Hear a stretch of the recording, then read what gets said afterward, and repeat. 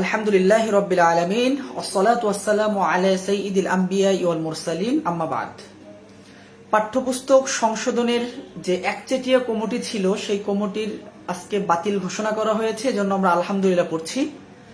তবে আলহামদুলিল্লাহ পড়লেও আমাদের আশঙ্কা এখনো কাটেনি, কারণ আমরা ইতিপূর্বে যেটা দেখেছি, আমাদের যে অন্তর্বর্তীকালীন সরকার, আমাদের নতুন করে দেশ স্বাধীন হওয়ার পরে যে অন্তর্বর্তীকালীন সরকার গঠিত হলো, আমরা দেখলাম যে সেখানে প্রত্যেকটা পদে পদে চিহ্নিত একটা এজেন্ডা বাস্তবায়ন করতে পারে এমন লোকদেরকেই কিন্তু রাখা হয়েছে। বেশ কিছু পদে একজন আলেমকে রাখা হয়েছে, তাও কিনা জাস্ট আমার কাছে মনে হয় তারা আইওয়াশ করছে এটা নিয়ে।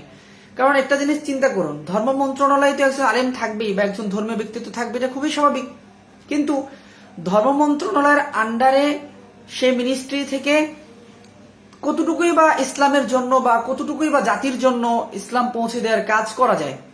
আজকে যদি আলেম একজন রাখছেন, তাকে যদি আজকে সমাজ কল্যাণ মন্ত্রণালয়ের মিনিস্ট্রি হিসেবে রাখা হইতো, তাহলে বোঝা যাইতো যে না, আসলেই অন্তর্বর্তীকালীন সরকার আসলে একটা কল্যাণ রাষ্ট্র চায় এবং এটা আমাদের রাষ্ট্রটা সুন্দর করার জন্য যে ইসলামিক মেসেজগুলো যেটা যেভাবে দেওয়া দরকার, ইসলামী মূল্যবোধ মানুষের মধ্যে তৈরি করা দরকার, এটা যদি চায় তাহলে অবশ্যই তারা এরকম কমিটিতে এরকম একচেটিয়া করতো না।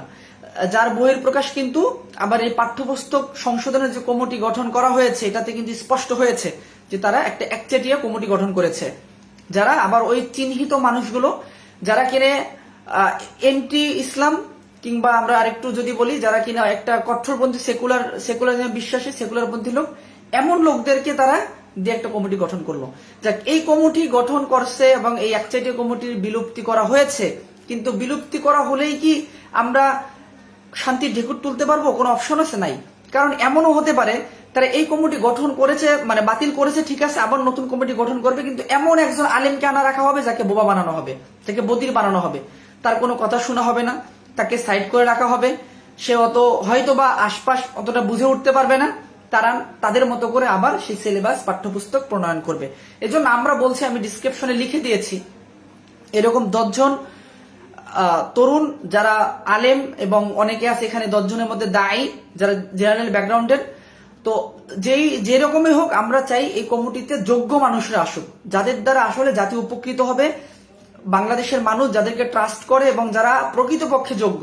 আমি বিশেষ করে এখানে লিখে দিয়েছি যে আমাদের উস্তাদ মুসা আল হাফিজ আছেন, আসিফ মাহতাব উৎস আছেন, যিনি একজন যোগ্য মানুষ, এবং আমাদের শরীফ মোহাম্মদ আছেন, তাহমিদ মাওলা সাহেব আছেন, আমাদের আবু তাহের মিসবাহ হুজুর আছেন, এবং আবু তোহা আদনান আছেন, এবং আমরা যদি তরুণ দায়ীদেরকে দেখি, অ্যাক্টিভিস্ট যারা আছেন, শামসুল আরিফিন ভাই আছেন, এরপর আসিফ আদনান আছেন, আসিফ আদনান, আরিফ আজাদ, তারপর ইফতেখার জামিল, এরকম বেশ কিছু মানুষ। এনারা ছাড়াও আরো যোগ্য মানুষ আছে, আমি বিলিভ করি এরকম যোগ্য মানুষকে এই কমিটিতে রাখা হোক এবং এই যোগ্য মানুষগুলোর মাধ্যমে পাঠ্যপুস্তক প্রণয়ন করা হোক, যাদেরকে আসলে এই দেশের মানুষ ট্রাস্ট করে এবং যারা আসলে যোগ্যতার পরিচয় দিতে পারবে।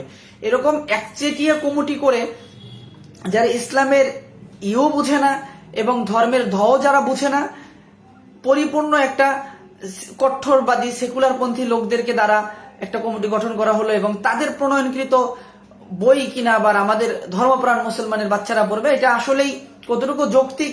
আসলে যৌক্তিক তো কিছুই নেই। যা কিছু করা হচ্ছে সবকিছু যদি আমরা লজিক খুঁজি, এগুলো সব অযৌক্তিকতা দিয়ে ভরা। এজন্য আমরা আলহামদুলিল্লাহ সাময়িক সময়ের জন্য বললেও আমরা দৃষ্টি রাখছি যে এই কমিটিতে কারা জায়গা পায়। এবং আমি বলবো যে আপনারা যারা বিজ্ঞ আছেন, যারা আমার এই লাইভটি দেখছেন, আপনারা আপনাদের জায়গা থেকে কথা বলুন এবং আপনাদের জায়গা থেকে যাদেরকে মনে হয় যে আসলে তারা প্রকৃতপক্ষে যোগ্য এবং তাদের ইসলামিক হিউজ নলেজ আছে, যাদেরকে জাতি ট্রাস্ট করে, এরকম মানুষদের নাম মেনশন করুন এবং সুন্দর একটা কমিটি গঠন হোক এবং এই কমিটির মাধ্যমে পাঠ্যপুস্তক সংশোধন হোক এবং এই পাঠ্যপুস্তকের মাধ্যমে আমাদের আগামী বাংলাদেশ বিনির্মাণে আমরা যে প্রজন্মের স্বপ্ন দেখছি, সেই স্বপ্নেরময় প্রজন্ম গড়ে উঠুক, এই আশাবাদী ব্যক্ত করে আমি আমার ভিডিও এখানেই শেষ করছি। সবাই ভালো থাকবেন। আসসালামু আলাইকুম ওয়া রাহমাতুল্লাহি ওয়া বারাকাতুহু।